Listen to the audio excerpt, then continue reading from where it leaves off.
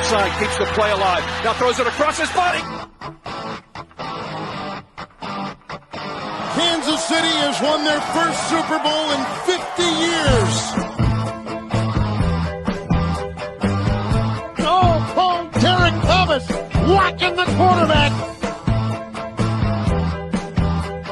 He's running to the near side, cocks his arm, throws a pass on the fly in the end zone. Touchdown! Intercepted Mike McMillan. 10, 9, touchdown, Mighty Mouse.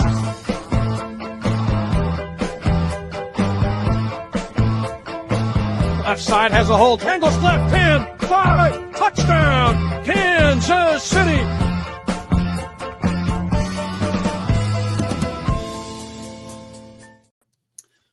Welcome to the 65 Toss Power Talk Show. Once again, I am Shaggy Shane Williams with Lance Twidwell of the Spoken. Ladies and gentlemen, boys and girls, Kansas City Chiefs, freaks worldwide of all ages, right here in Kansas City. It is dark. It is yucky. It is rainy. It's cloudy. When it's usually cloudy when it's rainy, so it's a sucky, cold, yucky weather day. But we're here to celebrate your Kansas City Chiefs as they moved into the 7th seed of the playoff picture. Now, I know people might be saying, hold on, Shaggy, there's a hell of a lot of football left. The Chiefs are going to be a lot better than a 7th seed because Vegas says so. Well, buddy, well, ladies, well, gentlemen, boys and girls, and all you Halloween freaks out there going to be trick-or-treating in the mucky muck come Friday. We're looking forward to that. We are looking forward to getting out of 3rd place because 3rd place sucks. Now, like I said, Vegas is putting us up on the top. Vegas is saying Mahomes is going to be the MVP. Vegas is saying the Chiefs are coming. Vegas is saying here they come, Patrick Mahomes, the best quarterback in this era of Chiefs football, NFL football. The Chiefs are back. Now, like I said, 3rd place sucks. And we're going to talk about this upcoming game on a short week at Buffalo, where the Chiefs lose in the regular season historically. But until then, we're going to break down this Washington Commanders game with your Kansas City Chiefs. Lance, how are you feeling on this mucky muck Tuesday evening? Well, I've been battling a sickness for the last 4 or 5 days, but somehow that first half seemed to make me feel even sicker. That game was what I would call a pug game. If anybody that's ever had a pug dog, you know what I'm talking about. They're so ugly and cute at the same time. That was a beautiful, ugly game. Let me just put it like that. It was a tale of two halves, and I think you and I have a lot to discuss tonight, man, as far as what this game told us about this team now and moving forward. And I'm really excited to get to it, man. So I'm really glad to be here, as always, with you on Tuesdays, and I'm glad the chat's already live. We're getting breaking news in the chat from our guy Clay Windler, so I'm sure we're going to get to that as well. So yes, let's get to Clay Windler of Red Tribe Cinema, the man who makes a lot of it happen, buddy. Clay Windler's on it. Breaking news that we got on before we were getting our stuff ready for tonight's show. He says, "Hey dudes, did you see the Chiefs re-signed Mike Pennel?" Yes, the Cincinnati Bengals just released him 4 hours ago. Now we're getting this breaking news from Clay Windler and all other Chiefs media outlets. Lance, we're going to break down the Washington Commanders game, but what do you think of this breaking news from Clay Windler from Red Tribe Cinema on the return of Mike Pennel to your Kansas City Chiefs?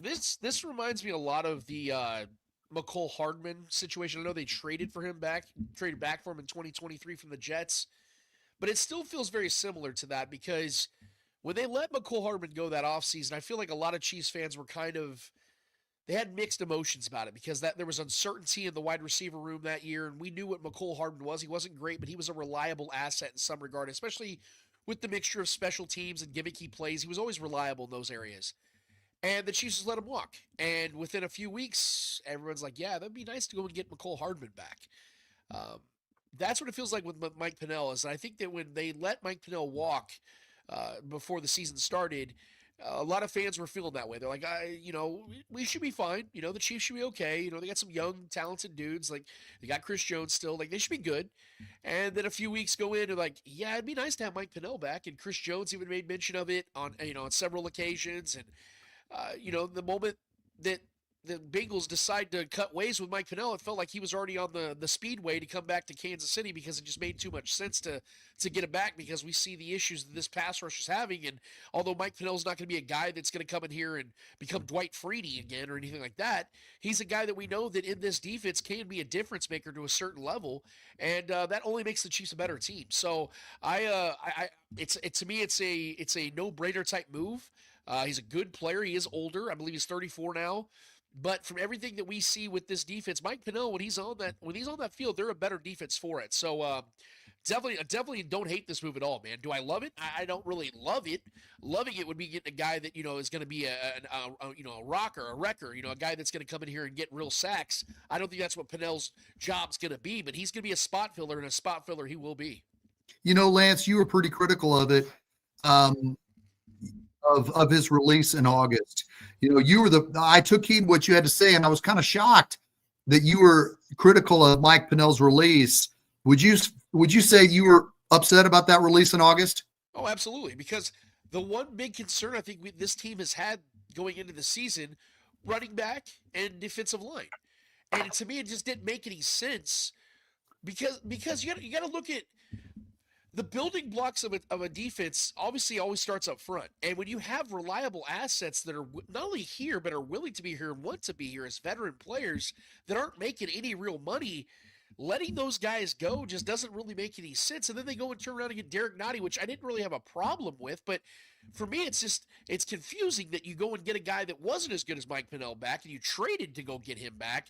And you had Mike Pennell in house, and you let him walk. It didn't make sense. For everything I had heard, it really upset Mike, and rightfully so, because he was a Chief. He's helped this team win multiple Super Bowls. He's helped this team get to a number of Super Bowls. He probably felt a little sideways about it, and I rightfully so. So I didn't like it, never liked it, and I'm glad that and this is just, let's be real, man. This is a total Brett Veach thing to do, is he rights his wrongs. There's guys in this league they just love. They did the same thing with Juju Smith-Schuster. The moment Juju Smith-Schuster was cut by the Patriots, everybody knew Juju was coming back to Kansas City. That's exactly what happened. This is just one of those guys. This is a Veach guy. This is a Chiefs guy, and it just makes sense for him to get him back home. Before he was even signed, everybody was already congratulating Mike Pennell on being a Chief again because everybody knew it was going to happen. Within 30 minutes to an hour, he was already back in Kansas City. So that's just, I'm just glad they did this right, man, because Mike Pennell is a plus for this defense. Kevin Capel says, Shaggy and Lance, you're right. Third place sucks. Let's stay working and regain first. Gary Jones asks, are we trading for a defensive end? We need to. That's something we will talk about later. And our man John Harrison says, go back and watch Super Bowl 57. It was Pennell that tore up the 49ers offensive line, freeing up Chris Jones and others. He eats up blockers. Well said, John Harrison. Do you want to address this really quick, the hypothetical rumors of the Chiefs trading for a defensive end that Gary Jones Sr. asks? Yeah, I think that the Chiefs are definitely going to be in line to make a move. But the question is, what exactly are the Chiefs looking for now, especially now that they got a guy back that they're very comfortable with in the interior side of their defensive line? We did hear Clark Hunt make some comments. Whenever you hear Clark talk, you got to pay attention because that's the man with the checkbook. And it sounds to me, based on what Clark Hunt was saying, that, he's talking about, Brett Veach, he's a man that likes to make aggressive moves, and I expect him to be out there looking. That to me sounds like Clark Hunt, Brett Veach, and Andy Reid have been talking. And it sounds to me like they're going to try to capitalize on this run they're on right now and being the Super Bowl favorites again. They're going to make sure they do everything in their power to make a move. But at the same time, we know that this team is very fiscally responsible when it comes to making moves mid-season. Very rarely do you see the Chiefs, if ever, make a move where they go and they trade for a player that has any type of money attached to them.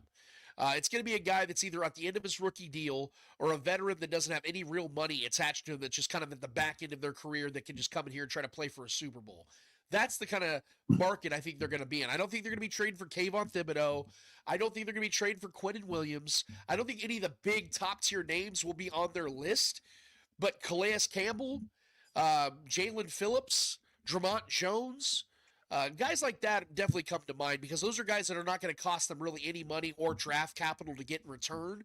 I think those are the kind of guys that you're going to see the Chiefs probably be gauging for. Will they get one of them?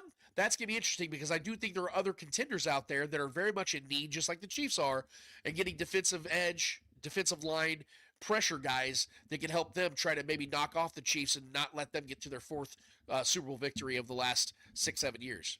Right. All right. Let's take a quick look back at Monday Night Football between the Chiefs and the Commanders at Arrowhead. You know, the biggest fear I had, and I was one of them, was I felt the Chiefs could possibly overlook Washington with the gauntlet of 3 games the Chiefs have after it.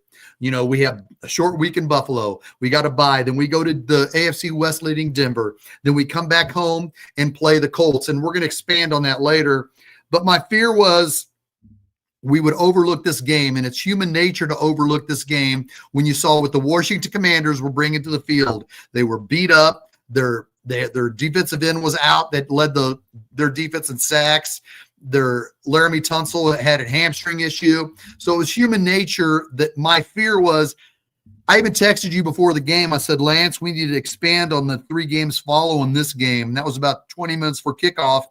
Then when the Chiefs were involved in a boring slugfest in the first quarter, I thought, man, not only are we looking past this game, I fear the Chiefs are. But let's look at where the Chiefs took advantage of the Washington Commanders' mistake on the first drive, because Marcus Mariota was driving his team down the field, and Deebo Samuel decided to drop the ball.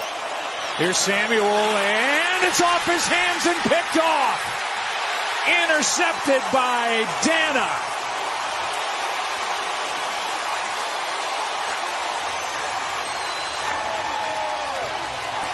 And just like that, a great.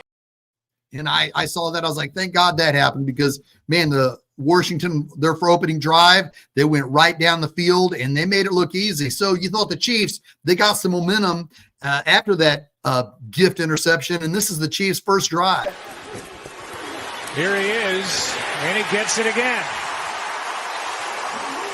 Now 8 for 9 on 4th and 2 or less is Kareem Hunt as he picks up 5. Fake it to Hunt. Mahomes wide open is Worthy.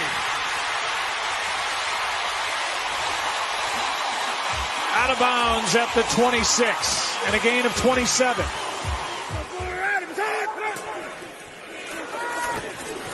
Good protection. The pass is picked off by Lattimore. And boy, did he need that. John Lattimore, who, when they went back and watched the film study, much better when he's up in press coverage. He plays this perfectly. Now, Patrick Mahomes last week on a throw to Rashee Rice talked about that was the first time in the NFL.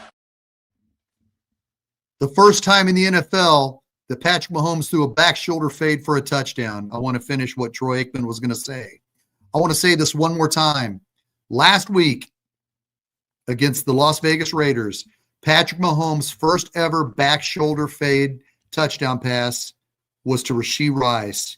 Now, when you look at the entire career of Patrick Mahomes, you may ask yourself, really? With the plethora of wide receivers he's had, that's the first time he has thrown a back shoulder fade to a wide receiver in his entire era of football. And we've seen Patrick Mahomes put on a highlight reel that he's the greatest quarterback, long story short. I'm shocked that that's the first time he's ever thrown a back shoulder fade for a touchdown. Now, last night, he tries to throw back shoulder to Hollywood Brown. Marshawn Lattimore turns around. He makes the interception. After the game, Patrick Mahomes told Laura Salters from ESPN, he said, I threw the football exactly where I wanted. That was a hell of a play by Marshawn Lattimore. Lance, I'm shocked that in the 8 years that Patrick Mahomes has been a quarterback, when he has learned the offense, especially in 2017, where he didn't get to play to the final game of the season, that Matt Nagy, Mike Kafka, Eric Bieniemy didn't sit with him and say, okay, you're going to learn a pro-style offense, Patrick. Let's start with a simple pass. Stand in the pocket and throw a back shoulder fade. Are you shocked that Patrick Mahomes waited 8 years in the league as a starter to trust himself? I don't know. Would you say it's trust why he never threw a back shoulder fade? Because he's had Sammy Watkins.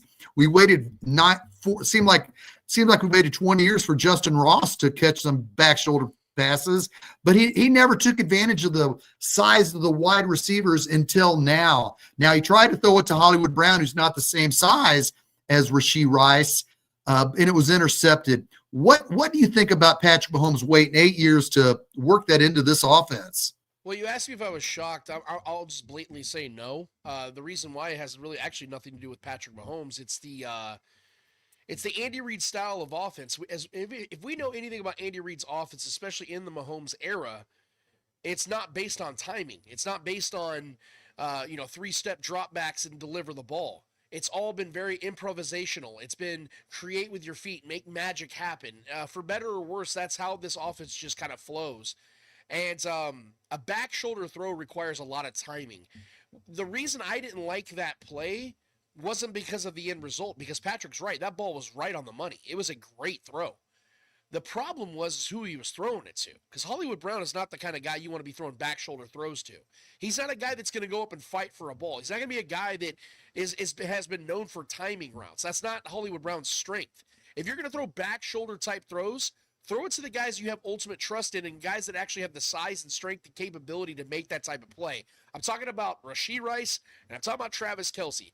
Maybe Juju Smith-Schuster, if that. Those are the only three guys that I would even entertain the thought of that type of throw, especially against a guy like Marshawn Lattimore, who's just a prolific quarterback in this league. So the play only shocked me because of it being called in this offense, because you're right, you don't see it, but I don't think it's because of a lack of Patrick wanting to or not being able to or not learning it. I think it's simply that is just not in this offense's forte. It's not their way. It's not how they do things. It's like the Chiefs all of a sudden adapting to the Ravens style of offense, where you have Patrick Mahomes just running all over the place like Lamar Jackson. Now, I know he did that early in the season, but that was out of necessity. It's not their style. It's not their way. They usually, like I say, play on these third downs. Patrick kind of rolling around, like the play we're going to show in a little bit, with Travis Kelce just kind of rolled off to the side and Patrick just dumped off to him. That was a 4-second play, dude, where Patrick was standing in the pocket. Those are the types of plays that Patrick's comfortable in, because those are the plays that they live in when it comes to this offense. So for better or worse, I wish the back shoulder throw was a little bit more utilized in this offense, because it's very effective. And as you can clearly see, Patrick can clearly make the pass. As you can see, though, that Hollywood Brown is just not strong enough or capable enough to make that type of play against an all-pro type of corner like Marshawn Lattimore. I think it's something that I dreamed of since we drafted Patrick Mahomes, because he's had big, tall wide receivers like Chris Conley and Sammy Watkins, and Byron Pringle could go up and get it. Just the fact that it's just now being used in the offense. And I don't know if you're a defensive coordinator, if it's something you need to look out for, because after he threw that interception to Hollywood Brown, is it something opposing defensive coordinators are going to look out for now that it's in Patrick Mahomes' repertoire? So I guess we're just going to have to wait and see. Okay, then after that interception, the Washington Commanders got the football, and they were going to go for it, 4th down and 6, and here's what took place. That's caught. And right at the marker, that's Ertz, and it looked like he got it, at least with the official running in on the far side, the line to gain, and we could have a measurement, and we will. Officials timeout for a virtual measurement.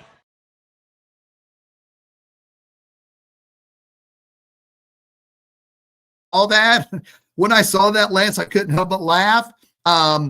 I thought he got it. I know the conspiracy people are out there and all the conspiracies, this, that, and the other. How reliable is this virtual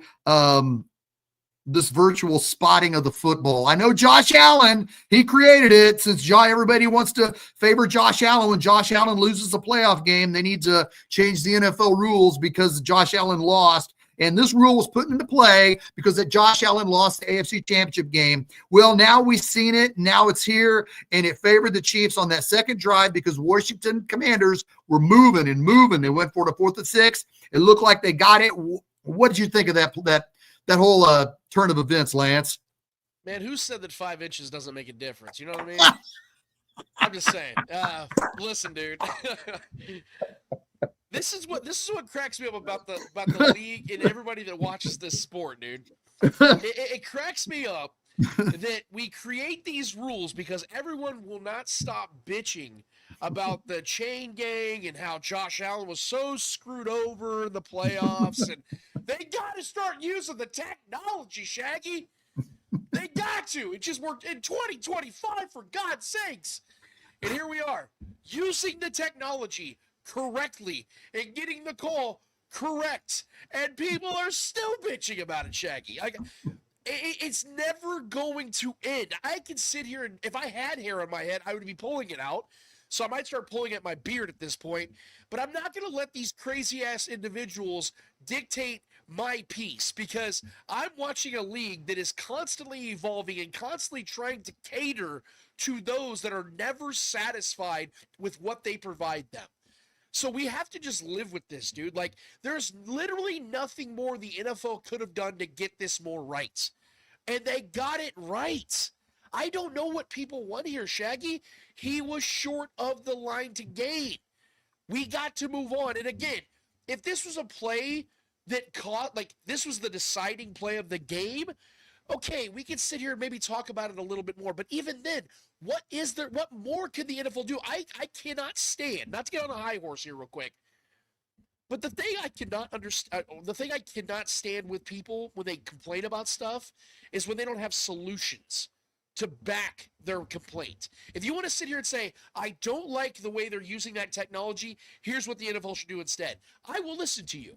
I will not listen to you if you just sit here and complain about it and have no other solution, because the NFL is literally sitting here going, what else do you guys want us to do? This is the best we can do. We're finally using the technology like you guys have been asking us to do for many, many years. And now that poor baby Josh Allen got hurt by it, now we're actually going to implement it. It's still not good enough. Dude, it just simply comes down to one thing.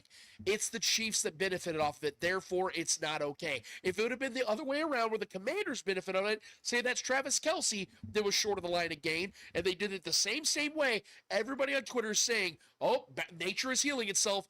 Everything's starting to balance out. The Chiefs didn't get the call. That's what we sit here talking about, right? And we would just have to accept it. But guess what? That's what we do too, man. We just have to accept it for what it is, because it's all they can do, man. So it's a non-starter for me. It is so nonsensical. Let's move the hell on. The Commanders lost by 3 damn touchdowns, guys. That play did not decide that game. Let's move the hell on. Right.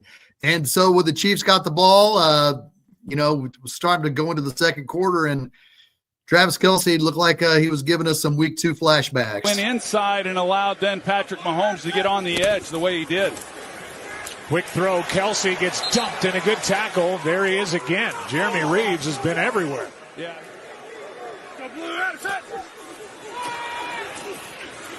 Mahomes off the hands of Kelce and picked by Wagner.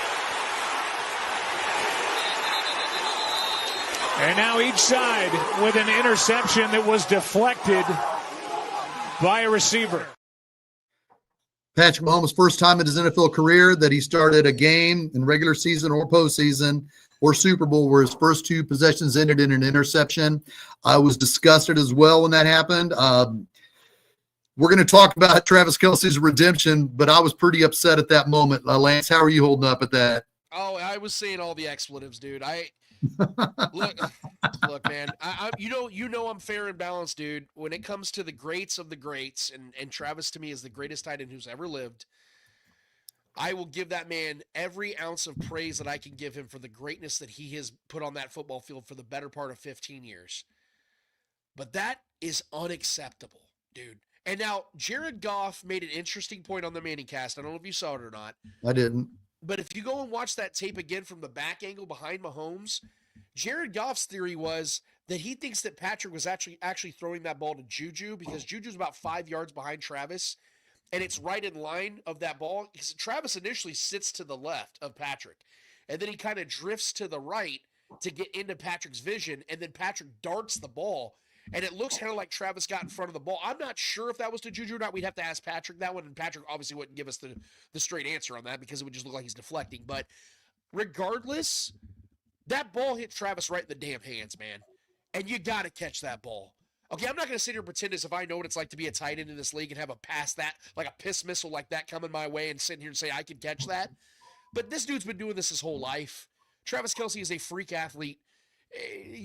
There's no excuse for that, man. And this is the second time we've seen him do that. Third, if you want to count the Chargers game when that ball deflected off his arms as well in the end zone.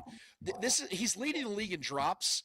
And as much as I give him praise, I have to give him equal criticism, dude, because as reliable he is in 89 to 95% of the time, these are the 5% of the times that just drive me absolutely insane, because these are the types of things that can and have cost the Chiefs games. What have we seen all season long in the games the Chiefs have lost? The Chiefs have not been outmatched one single time this season, correct? Like, correct me if I'm wrong, but every loss the Chiefs have had this season, there hasn't been a single time where you're like, you know what? Like, my takeaway is that team was just better than the Chiefs. Like, that has not happened once. It's been, if the Chiefs would have just simply removed their head from their rectum, we wouldn't be sitting here talking about a loss. But here we are doing that. And that's the kind of stuff that, again, rears its ugly head. The Chiefs are able to overcome it. But it's stuff like that that can cost you in the postseason. So I'm hoping that Travis gets that out of his system now and gets back to being consistently that guy that can catch any and everything that comes his way. Because what's funny is we saw him make a catch that almost hit the damn ground, and he made that with no problem at all. But a ball that hits him right in the cuticles, it's like, well, that's a problem. I don't know what's going on, man. I think that sometimes Travis doesn't lock in. I think that, being an older player, sometimes he might get a little weary or doesn't pay attention as much. Regardless, I expect Travis to fix this. I don't think he's going to keep having the dropsies for the rest of the season. But, yeah, it's been a problem early this season, man, and he really has to lock in and get that taken care of. And finally, the Chiefs, the Commanders, after that interception, were moving the ball again. Their third straight drive, they're moving the football then, and this is what happened with them.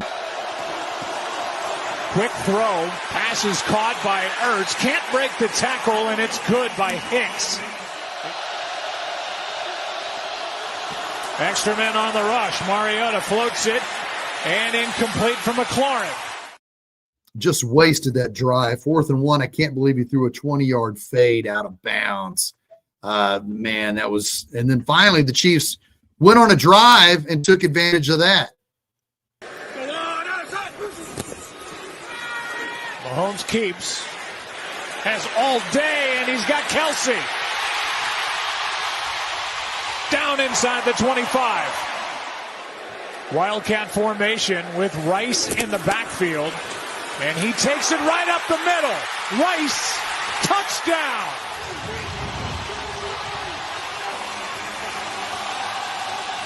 See where this ball is when that elbow hits the ground.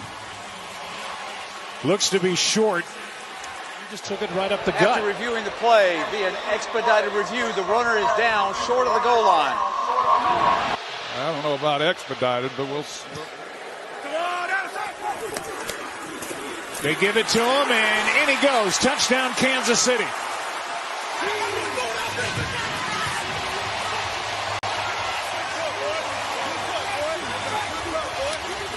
So they had to reload the fireworks, but he's in, and instead of rushing. So we're feeling good. The Commanders had 3 awesome drives that they shot themselves in the foot and got the virtual miss. And you thinking, okay, it's 7-0 Chiefs. The Chiefs are about ready to blow this game out. But with 5 minutes left in the second half, or the second quarter before halftime, Commanders said not so fast. Play clock at 2. Mariota just lobs it up for McLaurin. Did he get him down? Incomplete, out of bounds.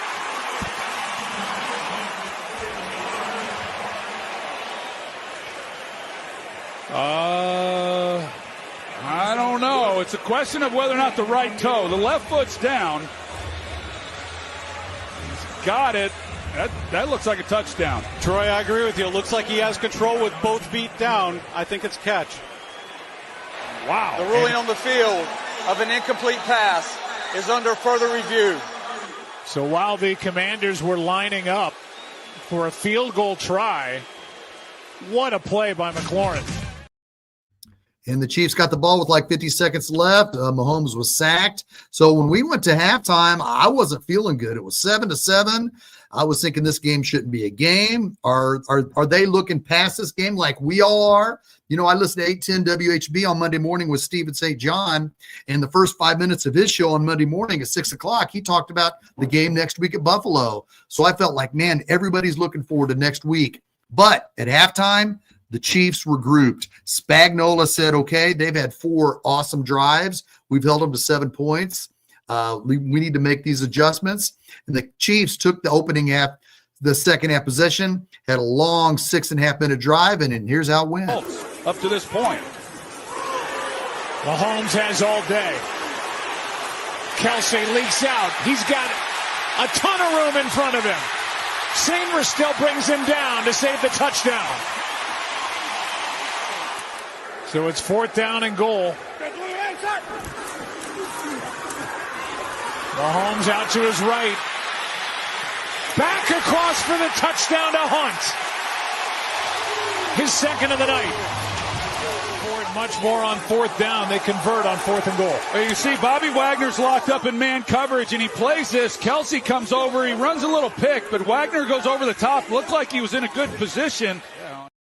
Lance, when we lined up to go for it on 4th and goal from the 2-yard line, you can ask everybody at my house. I said kick the field goal.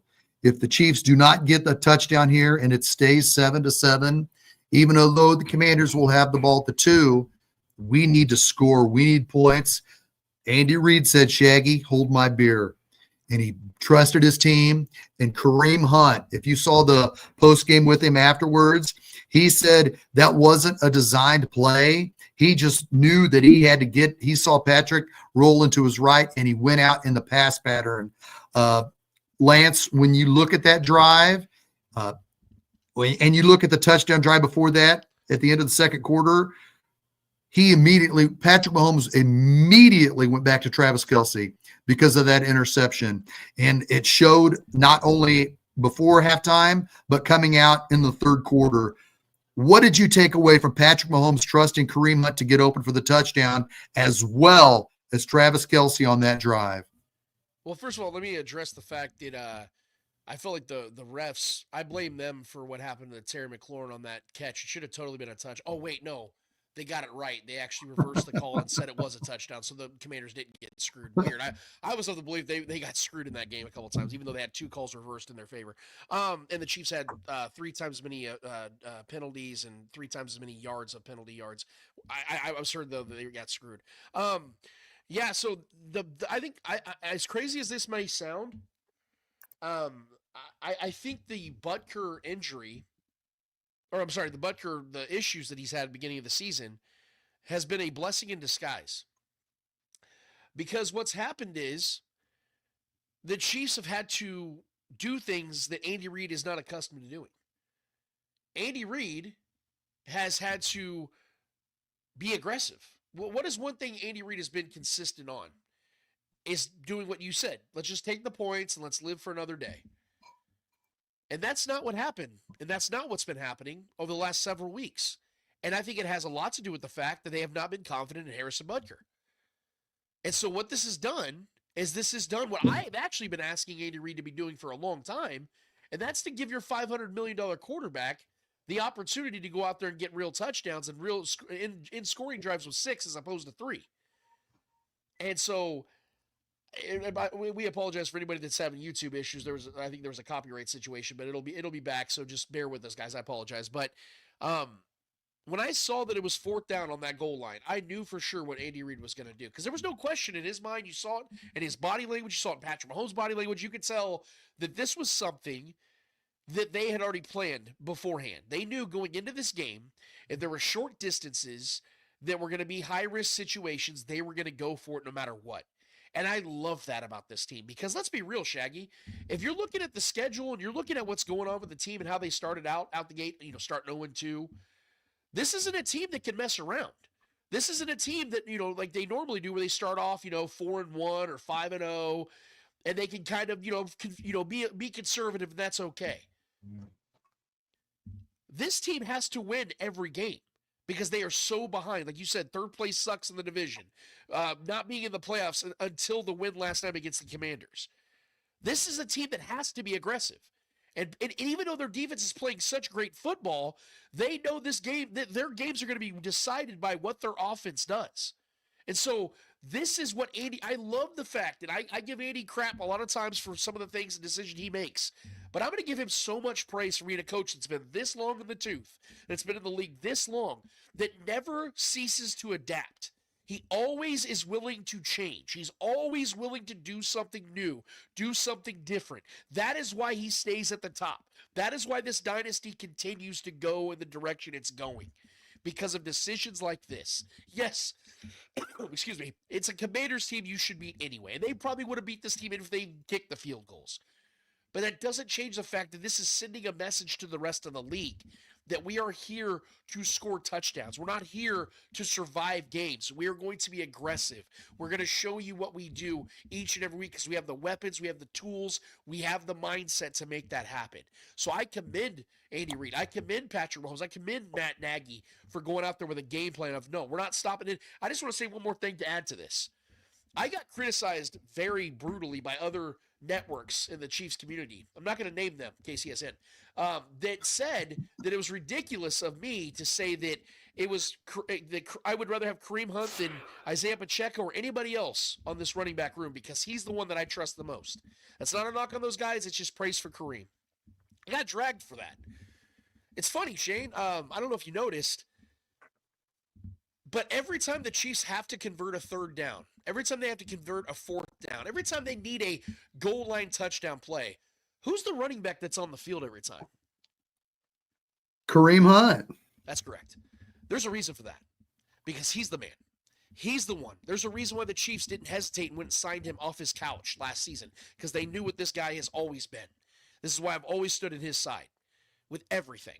That he's the guy they should have never let go in the first place. That's another conversation for another time. But the point is, even at his prolonged age, at 30 years old now, he is showing you that he is the commodity in the backfield the Chiefs have to rely on and needs to be the starter for this team because every single time he gets the ball, he's Mr. Net Positive. He makes a play every single time. He is literally statistically more reliable to convert for a first down than the tush push.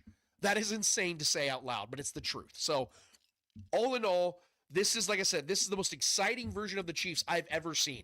And that includes the Tyreek Hill era.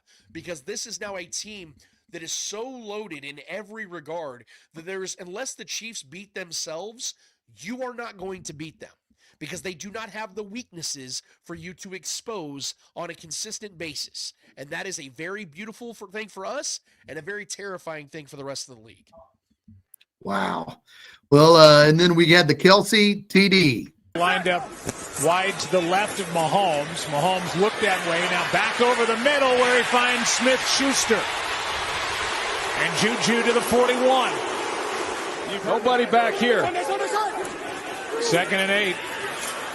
Rice. Full head of steam. First down. And they play this ball possession with these receivers. 2nd and 6. Mahomes, end zone, caught by Kelsey. Touchdown!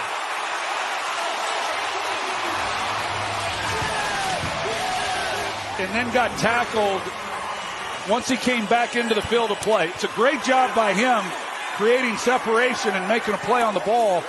No, he had it. I thought he bobbled it right there, but he's got firm possession of the football.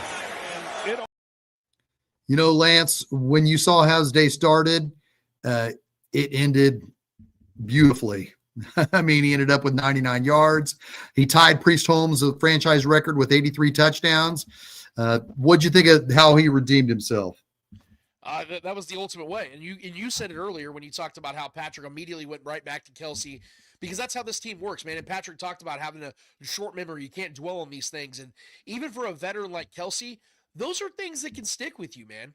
I mean, at the end of the day, they're human beings. And so we know that if you drop a pass like that and it costs your team not only an opportunity to advance the ball and move the chains, but gives the ball right back to your opposition, those are things that can mess with your confidence, especially when Travis has had that issue early and often this season. So Patrick, being the leader that he is and wanting to get that goat-to-goat connection back with Travis, that's exactly what he did. He got that going, and I think that touchdown meant a lot in more ways than one. And one is the obvious of obviously, hey, we need to get our guy going. But it obviously showed something that I was going to talk about on our show on Saturday, but I wanted to talk about it tonight too. I think that what that touchdown embodied was the Chiefs.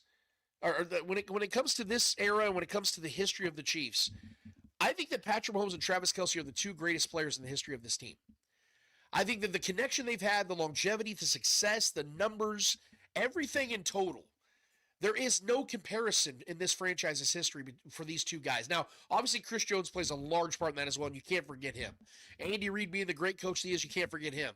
But the building blocks, like Patrick said last night, Travis Kelce is the chief of chiefs. He is, to me, the biggest star this franchise has ever had. Even though Patrick is the quarterback and the best player and all those things, the embodiment of what Travis Kelce is to this franchise and to the league and just the superstardom, the aura that he has, you can't compare it to anybody else that's ever put this jersey on. And Patrick being the great quarterback that he is, in my opinion, will go down as the greatest quarterback who's ever played this game. Those two foundational pieces, that was an embodiment of what they've done together. I mean, it's crazy to think that Travis Kelce was pushing 30 when Patrick Mahomes took over as the quarterback of the Chiefs. And in just this short time, and it's flown by, what they've been able to do both in the regular season and the postseason is only comparable to like Gronk and Tom Brady. And if you could be in the same conversation as those two guys, that means you've done something that is damn near unprecedented. So all praise and consideration to what they did last night, because that to me showed me what they are. It's just an embodiment of what they've done over these last 7 years and what I think they're going to continue to do for the rest of this season. We'll see if it maybe potentially continues into 2026. Right. And then Mike Dana with the big sack. Dana, a sack. And send us into the fourth quarter. Mike Dana with a play. Mike Dana bust through. He had an interception and a sack. What do you think about his game? Mike Dana just had the game of his life. And he usually saves these for the Chargers. I guess he decided to keep it for the old boys out of D.C., man, because this was – when Mike Dana got his extension, I was hesitatingly excited, if that makes sense. Like, I wanted – because I like Mike Dana. I'm a fan of Mike Dana. But I was also like, man, now he's got to live up to it because now he's making real money. And he's always been a good, solid role player. You know what I mean? He's always been like that Robert Horry that makes a big play here or there, but he ain't the guy you go to. He ain't the guy you rely on. You know what I mean? But last night, Mike Dana was big shot Bob, man. And I put a tweet out there. I was like, you know what? When they coined that phrase, I want to be like Mike, that's the Mike they were talking about. Mike Dana, baby. The kids are going to start getting his sneakers. You know what I'm saying? Because he was an absolute baller last night. And like I said, man, Mike Dana really showed up and really earned his contract last night, and I'm really hoping he can build off that. Obviously, we're not expecting him to do that. That's the first interception of his entire career. I'm talking him from like Pop Warner, high school, college, and now there's pros. First time he's ever caught a pick. That's probably never going to happen again. But for him to be such a presence in the backfield, I mean, with the issues and the struggles and the inconsistencies the Chiefs have had in getting to the quarterback this season, I'll take that every damn week, dude. Tony Russell's got a question. Jalen Moore kind of struggled in the first half last night. What do you think about that? Are you concerned moving forward to Buffalo? I kind of am because he's going to get a probably battling up against Bosa. Lance, what do you think? I think Jalen Moore showed us that we need to get Josh Simmons back, and that's not being I'm not trying to be unfair to Jalen Moore, but he struggled last night, and it was very confusing to me because if there was a game that we'd say, all right, we know for sure Jalen Moore is going to play well in this game, it would have been that game because the Commanders were down their two best pass rushers, and it looked like he was going up against the 85 Bears, and I really don't understand what happened. He was getting pushed all over the damn field, man. And I'll be honest with you, I'm the biggest Jalen Moore defender. I thought he was going to be the starter out the gate this season. I told you guys that. I said that I think Josh Simmons will be a 2026 player because of his injury and just how much he's got to take on as a rookie. No, man. Josh Simmons is clearly the best left tackle in this team. And, Jalen Moore, all praise to him for what he did against Aiden Hutchinson. He shut his stuff down, dude. That, after having a baby that day, Jalen Moore goes in there short notice, not knowing he was going to be the starter because nobody knew that Josh Simmons wasn't going to be there. And Jalen Moore goes out there and looks like freaking Willie Roaf. But last night, man, he looked like Wanye Morris. And, I'm kind of with you, man. I'm gonna be paying attention to what Jalen Moore does this week against the Buffalo Bills because, to their credit, even though Ed Oliver's out on the interior side, they do have Joey Bosa. They have Greg Rousseau. Those are two very good players. And you better believe they were watching that game film and said, okay, that Commanders team was able to get some pressure through that left tackle position. I think we can replicate that. So Jalen Moore's got some serious ground to gain, man, on this one, because I ain't gonna lie to you, man. My confidence definitely drifted on him. Well, let's hope he picks it up next week, and we will talk about next week here in a bit. And then the Rashee Rice drive that iced this game. Was in meetings and then got to ramp up prior to last week as Mahomes finds Gray and gets a wow from my partner on that little throw moving to his left. 3rd down and 3. Low snap. Rice. 1st down plus. Got a good block from Noah Gray. And how that's going to shape up. But Kansas City continuing to hit their stride. No doubt. As Rice makes the catch for the touchdown.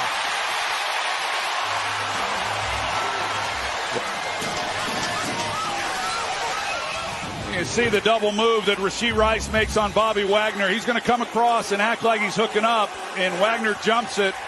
And then it's just a foot race, and it's one that Wagner's not going to make at his age.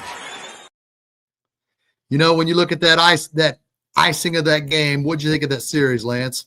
Well, I think there's some haters on the YouTube side of things. They keep trying to take our video down, so maybe, I don't know, maybe it's the footage of the game, but yeah, the icing on the cake, man. Like I said, I think the Chiefs just they showed once again in this game, man, that they're going to go out and they're going to score touchdowns. How often do you see a game for the Chiefs where they end on a game of even number?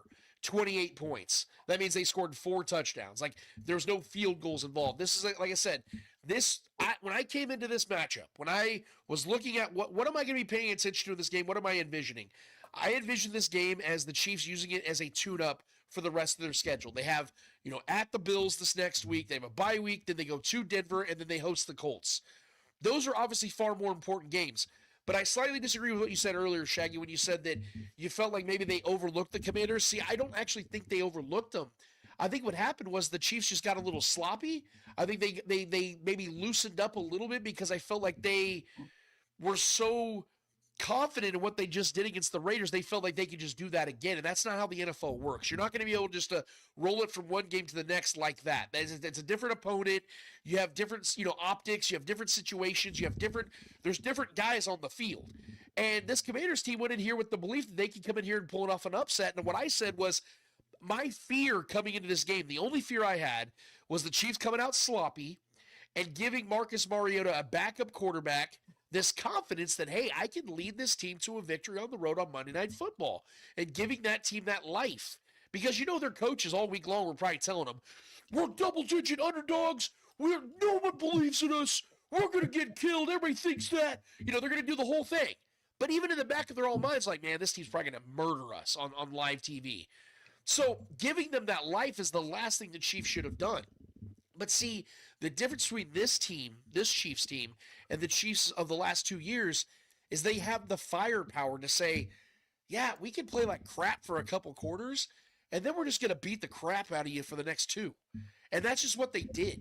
I'm not saying I'm a fan of it. In fact, I'm not. I don't like the way they played in that first half. It sucked. That was not good football. But this team can and will turn it on in an instant. And then the next thing you know, they're up 3 touchdowns, and it looked like the game was never close, even though it was for a portion of time. So that's what this team continues to show me. I think they did, ironically, learn a lot of things in this game and tuned up a lot of things. But I will say this one final thing, Shaggy. Dave Toub needs to get his crap together. Man. The special teams for this team is a real problem. It is. No question. And Jack Cochran, of course, he got a damn interception to end the game, so it made it look like he had a good game. Dude, he is terrible. You should never hear Jack Cochran's name, but you've heard it now 6 times this season. And it's holding after holding after holding. Dude, Dave Toub has got to he is far too experienced of a coach to be having these type of problems on a consistent basis. Every single time the Chiefs had any type of return, Nico Remigio gets any type of return, there was a holding call. It is absurd, dude. That is something that they really do need to fix. And I hope, and it's a good thing, actually, in all hindsight, that happened in a big win like this, a game that you won comfortably, because now all week long they get to sit here and look on the things they need to work on, and then it's definitely got to be at the top of the list. So against the Bills, I fully anticipate the Chiefs are going to be working on that. and they're going to be much sharper on special teams. At least I'm hoping so, because Dave Tope's a really good coach, and I hope he gets that crap together because it's unacceptable, dude. Yeah, I agree 100%. That is a concern, and it is frustrating. John Harrison says, no, Pennell was released with a non-injury settlement, meaning he probably asked for his release, Yes. but was owed guaranteed money, so they reached a settlement and released him. He wanted out of there. Excellent. Well, we love the breaking news for him coming to back home where he belongs. Lance, it's the Chiefs and the Bills on a short week. It's never easy. It's the same old story. It's kind of like when the Chiefs play, it's kind of like a movie that keeps repeating itself. Buffalo wins in the regular season, Chiefs win in January. The next year, Buffalo wins in the regular season, the Chiefs win in January. The year after that, I think it's been 4, maybe 5 times in a row. Buffalo wins in the regular season. It doesn't matter where, the Chiefs win in January. The Buffalo Bills are missing their starting defensive tackle, Ed Oliva, and the Chiefs are going to probably be missing Isaiah Pacheco. And we don't know if Trey Smith is going to be back. I don't think Josh Simmons is going to be back. So without Pacheco and Josh Simmons and Trey Smith, what are you looking for this Sunday at 3:25 Central Time in Buffalo? This game is simple. If the Chiefs slow down, or dare I say shut down, James Cook, the Bills cannot win this game. If you've watched the Bills all season long, because this team has been known throughout the last 4 or 5 years that they have a defense that Josh Allen can rely on. If he has those reckless, careless turnovers, they can always get him the ball back. They can always make big plays. They can always slow down the opposing rush attack. That defense is gone. That defense is no more. This is a really, really bad Bills defense. They have given up a lot of points to bad offenses. The Falcons, who just got destroyed at home by the Dolphins, beat them by double digits just a little over a week ago and rushed all over them. And now Bijan Robinson's a freak, so that's going to happen. But how easy it was for the Falcons to move the ball on the ground against that Bills defense should tell you something. Yes, not having Pacheco is going to be an issue. The Chiefs can adjust. They will adjust. And I fully expect – I'll be real with you. I'm not even going to really address the offensive side because I think you and I both know the Chiefs are going to come into this game with a hell of a game plan, and they got their weapons, and they're ready to go. And this is going to be a statement game, and I'll talk more about that on Saturday, of course. But this game's going to be won by the Chiefs' defense, if we're being honest, because they know where the offense runs through, and it is James Cook.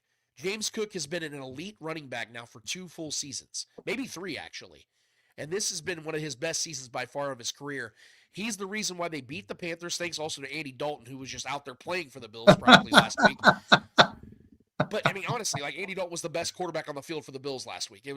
Plain and simple. Josh Allen's just been staying out of the way. And Josh Allen is obviously a superstar. He's a great quarterback. All that stuff should have never been MVP, but I digress.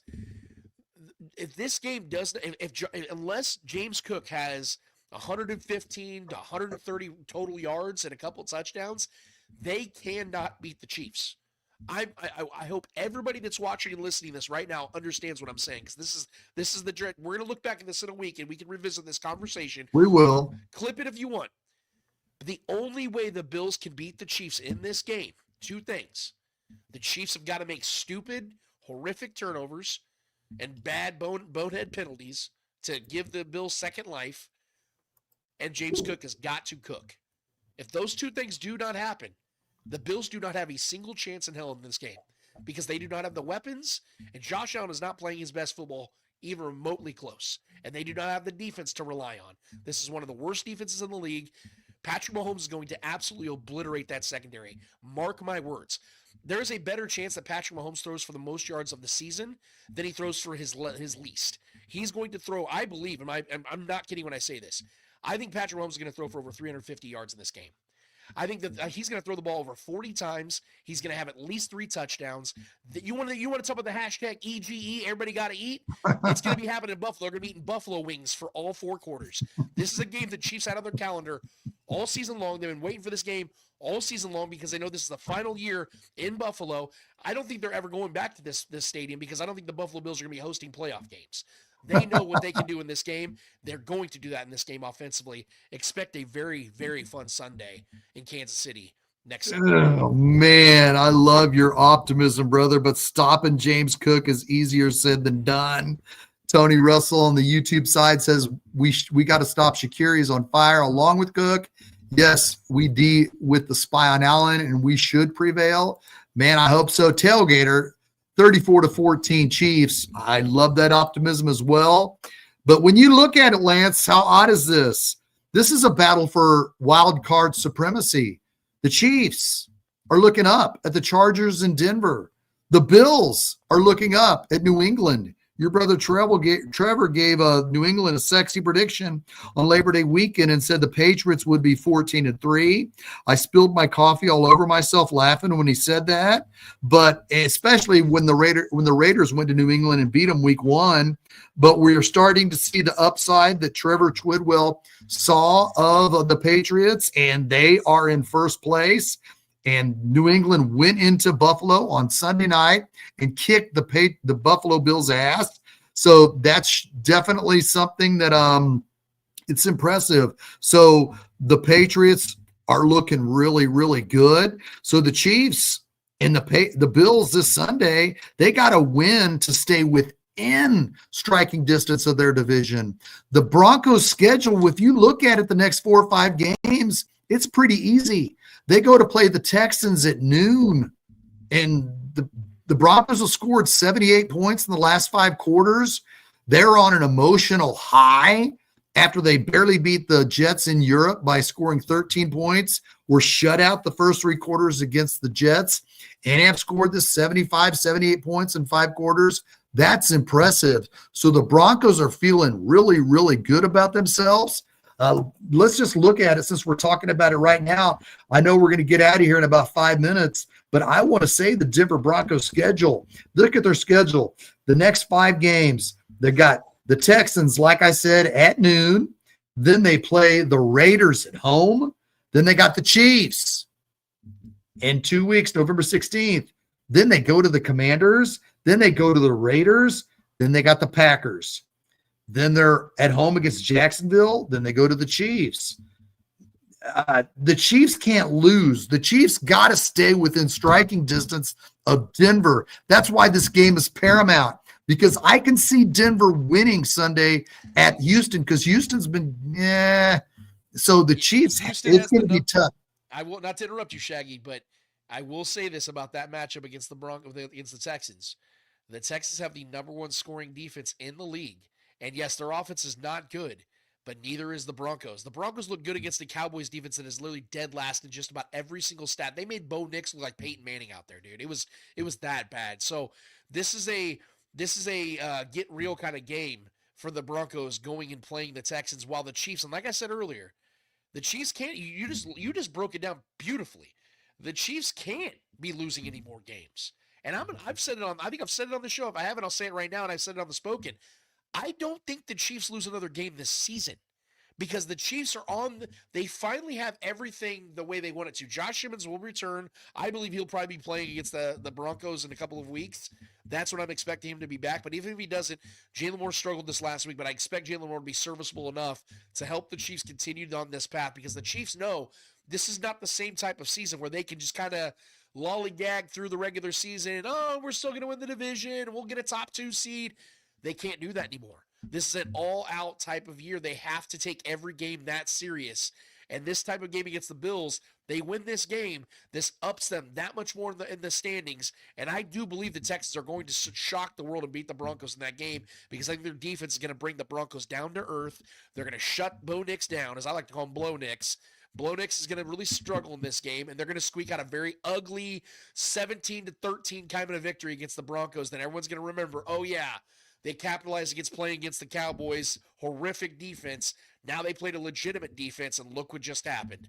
That's what I'm expecting. But like I said, this is more about the Chiefs and who they really are. They had a slow start out the gate, but now they got all their horses back, and they're running down that track, brother. Excellent. And we got a lot of comments I want to get to. John Harrison says Houston's defense is for real. Yes, it is. Kevin Capel says Bills defense will be Swiss cheese. 34-20. Coach Skeletor, Mr. McDermott, will go for it on 4th and fail. I love all this optimism, but I've always kept it real with you guys. I love the end story when the Chiefs play the Bills. It sucks to lose. Me and Lance were at Arrowhead in 2021, sitting on our old seats on a rainy freaking Sunday night football in October, and the Bills punked us good. But the Chiefs got them back in January. It's continued the last 4 years. I hate doing this, but I like the Bills in this one, 41-31, just because of the fact the Chiefs lost at Jacksonville shows they have tendency to not finish the game. I want to be wrong. I'll be living and dying in my seat through every play. Lance is going to give you his prediction this Saturday at 11 in the morning Central Time on YouTube. There won't be any YouTube violations because his producer won't bring a bunch of YouTube clips to put on his show. My bad. I got all the highlights from YouTube. I want to apologize to my YouTube. I usually get my highlights from Twitter. I got them from YouTube, and guess what? They were yanked and put us on hold. We still got 524 people watching us right now on Facebook, Twitter, and YouTube. So I want to thank you, but I want to apologize for that. And I will say, just to let you guys know, on Saturday we will be having a guest on the show that we've never had before. It is actually one of the most popular Buffalo Bill podcasts called Buffalo Fanatics. They're actually joining us this Saturday, Trevor and I, to talk about this Chiefs-Bills game. So definitely stay tuned, guys. Yes, definitely stay into this YouTube, Facebook, and Twitter. Let's see what John Harrison says one more time. I'm seriously looking at the Bills' injuries. Even the guys playing have missed games and are nursing injuries. They aren't the same. And Demetrio Spence says the Bills won't be an easy dub, but the Chiefs can beat them. But this may be one of the games the Chiefs don't want to show too much. I don't know.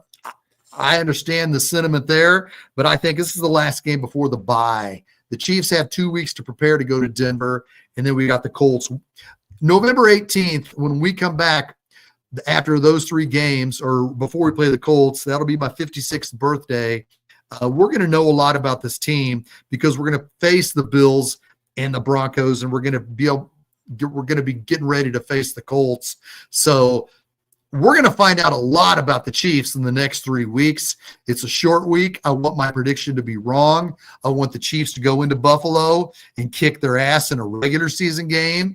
It was fun to kick their ass in Buffalo in a postseason game because that meant more. I don't want to lose this game because I don't want to be in third. We finally worked our way up to the 7th seed. As if the season ended right now, we'd be a 7th seed. Vegas has us Patrick Mahomes being the NFL MVP.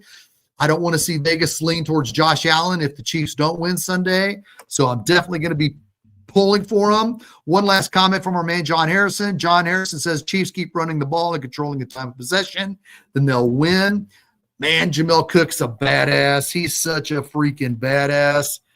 They got the edge in the running game, especially with Pacheco out. Not to say that he would be much more of a factor if you're comparing him head-to-head to Jamel Cook. Lance, if you're anything you want to say in closing about this show and to next week and this game, brother.